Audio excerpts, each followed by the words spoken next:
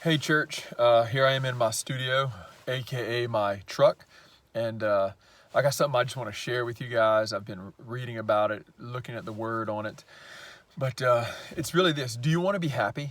I mean, that's the question I'm asking you. Do you want to be happy?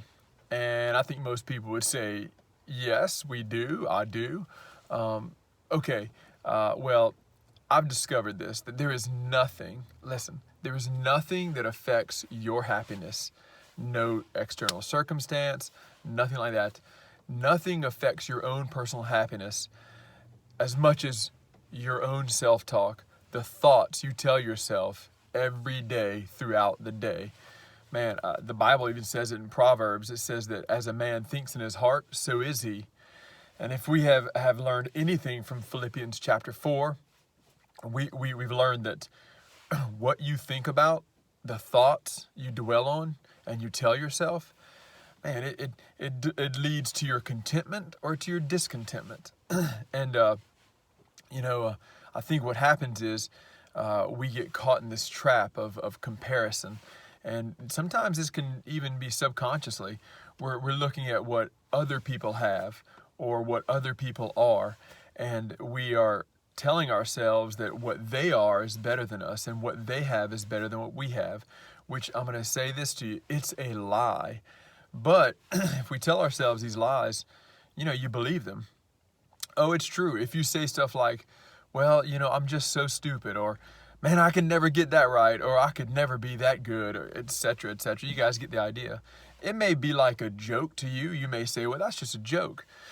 But under the right circumstances and said enough to yourself, you'll believe those things. You will. And so it reminds me of a little story I was reading about this little boy. His mom gives him a nickel and says, go play outside. So he's got this nickel in his hand and he's running around outside and he's just loving life. He's like so excited and he's so living free and easy outside. But then he runs into a buddy of his that has a dime. And he looks at that dime and he's like, looks at his nickel and he runs back to his mom. He says, man, I don't like this nickel. I want a dime. So she gives him a dime. Runs back outside. He's happy for a little while until he sees a friend that has a quarter. I think you know where this is going. And he sees this quarter and all of a sudden he's unhappy. He's like, I don't like my dime. He runs back to his mom and gets a quarter. He comes back outside. He finds a friend that has 2 quarters and it goes on until finally $1. I think you get the point. We compare ourselves. This is why the Bible warns against it. So we know this, that it sets us up for negative thinking. We need to stop it. We need to break it. But here's the cool thing. Look. Here's how you can break this pattern. And look, so you want to be happy? You don't have to wait. You can have this today. You don't have to sign up to some program. You don't have to build up to it. No, this is biblical. Today you can be happy. You ready? Here's the solution. Practice thankfulness to God for who He has made you to be and what He has given to you. And I'm going to tell you, He's given you a lot.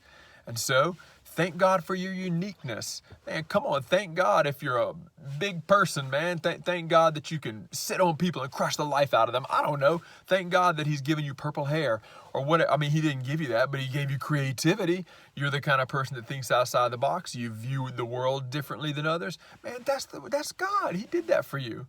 God gave you a family. Maybe you don't have a family. Maybe you're single. Hey, there are married people that envy you, and you're probably envying married people. I'm telling you guys, be thankful for where you're at and who you are. And we learned this in Philippians 4, verses 6 and 7. There's a little section of verse in there that we just kind of skip over. It says, pray to God, pray to God. But it says, tell God what you need. And it says, thank Him. Thank Him for what He has done. Thank Him for what He's given you. And then it says, then you'll have the peace of God that we can't even hardly understand because it's so good. What does that mean? That's contentment. Thankfulness leads to happiness because we're no longer setting up this unattainable goal that we can never have. And we turn our attention to what God has given us, what He has made us. So my prayer for you today, in any circumstance. It doesn't matter. You can be happy. Thank God. Find those things to be thankful for, and you practice that. And I'm telling you, you're going to become happier in your life. All right. Love you guys.